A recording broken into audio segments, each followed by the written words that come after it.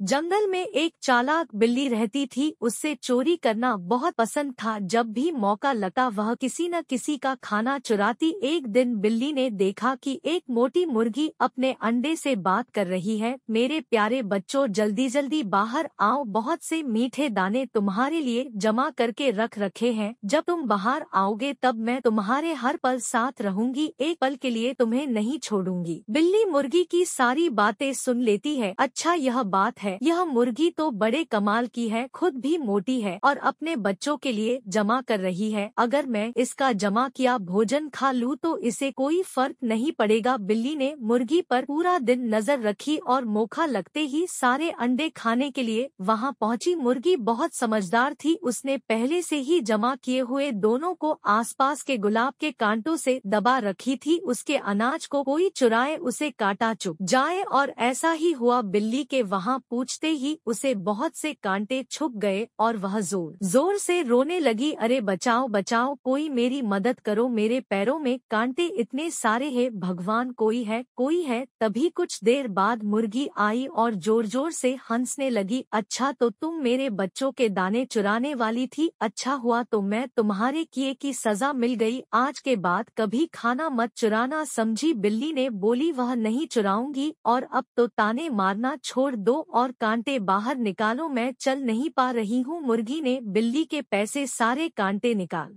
दिए और कहा, सुनो बिल्ली, खुद परिश्रम करके खाना खाओ तो कभी पछताना नहीं पड़ेगा। बिल्ली ने बोला, ठीक है, मैं समझ गई। देखो देखो, तुम्हारे अंडों में से बच्चे बाहर आ रहे हैं, चले इनका स्वागत करें। दोनों मिलकर जो नन्हे नन्हे अंडों से बच्चे आ रहे थे उनका तालियां बजाकर स्वागत कर रहे थे। मुर्गी और खरगोश। एक दिन एक खरगोश खेत में गया और बड़े मजे से गाजर खाने लगा। कभी उसे एक आवाज सुनाई दी, बचाओ बचाओ। तो खरगोश ने सोचा, यह कैसी आवाज है, बचाओ बचाओ, कोई है, मेरी मदद करो। तो खरगोश ने सोचा, यह तो मुर्गी की आवाज है, जरूर मुर्गी किसी मुसीबत में है। खरगोश ने पूरे खेत में देखा, उसे कहीं भी मुर्गी दिखाई नहीं दी। फिर खरगोश ने पेड़ और उसके आगे पीछे देखना शुरू किया, मगर मुर्गी कहीं भी नजर नहीं आई। फिर खरगोश परेशान होकर पेड़ की छांव में थक कर बैठ गया। अरे कहाँ खोजूं, सोच समझ में नहीं आ रहा, क्यों ना मैं भी आवाज लगाकर पूछूं और उस आवाज के सहारे पूछ जाऊं। मुर्गी दोस्त, क्या हुआ? मैं हूँ खरगोश, बताओ तुम कहाँ हो, मैं तुम्हारी मदद करना चाहता हूँ। अच्छा खरगोश, जल्दी आओ। तो मैं दो पेड़ों के बीच फंस चुकी हूँ, यह पेड़ टूटे हुए हैं और मैं इनके बीच में फंस चुकी हूँ। खरगोश ने आवाज का पीछा किया और पाया कि सच में मुर्गी दो बड़े पेड़ों में बुरी तरीके से फंस चुकी थी। यह तो तुम बहुत बुरी तरीके से फंस गई हो। अरे तुम बहुत बुरी तरीके से फंस गई हो, साथ ही चोट लगी होगी, पर मैं तो इतना बड़ा नहीं कि इन्हें हटा सकूं, जाकर और किसी जानवर को लेकर आता हूँ। तो मुर्गी ने कहा, ठीक है सर, तुम जल्दी आना मेरे दोस्त, बस मैं अभी गया और अभी आया, तुम बिल्कुल फिक्र मत करो। खरगोश दौड़ता हुआ जंगल की तरफ जाता है। तब उसी रास्ते में भालू मिलता है। तो भालू ने खरगोश से बोला, अरे रे, इतनी तेज कहाँ जा रहे हो? तो खरगोश ने कहा, अच्छा हुआ तुम मिल गए, चलो मेरे साथ। रास्ते में खरगोश भालू को सारी बात समझता है। भालू की मदद से मुर्गी के जान बच जाती है। तो मुर्गी ने कहा, शुक्रिया खरगोश और भालू भाई। तो भालू ने मुर्गी से कहा, तुम्हें कहीं छोड़ तो नहीं आई? तो मुर्गी ने कहा, नहीं। तभी खरगोश ने बोला, तुम यहाँ कैसे फंस गई? एक शिकारी मुझे पकड़ने के लिए भागा, वह मुझे अपने साथ ले जाना चाहता था, मगर मैं भागते भागते न जाने कब इन पेड़ों के बीच में आकर फंस गई। शिकारी तो चला गया मगर मैं यहाँ फंस गई। तभी खरगोश हंसते हुए बोला, तुम फंस गई लेकिन मैं तुम्हें निकाल लिया। तभी भालू ने बोला, इसलिए जंगल में सबकी मदद करनी चाहिए, हम कभी भी किसी के भी काम आ सकते हैं। नृत्य प्रतियोगिता। जंगल के सभी जानवर बहुत उत्सुक थे क्योंकि राजा शेर ने एक नृत्य प्रतियोगिता रखी थी और सभी उसकी तैयारी में लगे थे। खरगोश ने इस बार बहुत मेहनत की थी, वह हर बार जीतने वाले मोर को इस बार हारना चाहता था। लोमड़ी ने ने मोर से बोला, कैसे हो तुम मोर? मोर ने कहा, मैं ठीक हूँ। लोमड़ी ने कहा, तुम अभ्यास नहीं कर रहे? इस बार खरगोश भी प्रतियोगिता में भाग ले रहा है और वह दिन रात कड़ी मेहनत करता है और उसका एक ही लक्ष्य है, तुम्हें हराना। मोर ने कहा, वह नन्हा सा खरगोश मुझे हराएगा, यह संभव? सारी जिंदगी अभ्यास करे सभी मेरे जितना अच्छा नृत्य नहीं कर पाएगा, इस बार भी देख लेना मैं ही जीतूंगा। तभी हिरण ने जाकर खरगोश से कहा, खरगोश मेरे दोस्त, यह प्रसाद को मैं मंदिर से प्रसाद लाया हूँ, यह खा लो, आज प्रतियोगिता तुम ही जीतोगे, मुझे तुम्हारे ऊपर पूरा विश्वास है। तो खरगोश ने कहा, चलो प्रतियोगिता जीतने चले। जैसे मुझ पर तुम्हारा विश्वास है वैसे ही मेरे को तुम्हारे प्रसाद पर विश्वास है, आज की प्रतियोगिता में ही जीतूंगा। मैंने कड़ी मेहनत की है मैं दिखा देना चाहता हूँ, कड़ी मेहनत करने से हर संभव चीज भी संभव हो सकती है। तो हिरण ने कहा, हाँ मेरे दोस्त, हमें मोर का घमंड तोड़ना ही होगा, चलो चलते हैं। दोनों दोस्त प्रतियोगिता के मैदान तक पहुँचे। प्रतियोगिता की समय सभी जानवर बहुत खुश थे, कोई मोर को प्रोत्साहित कर रहा था और उसी के लिए आवाज लग रहा था, तो कोई खरगोश के लिए आवाज लग रहा था और उसी को प्रोत्साहित कर रहा था। सबसे पहले मोर को नाचने का मौका दिया गया। मोर के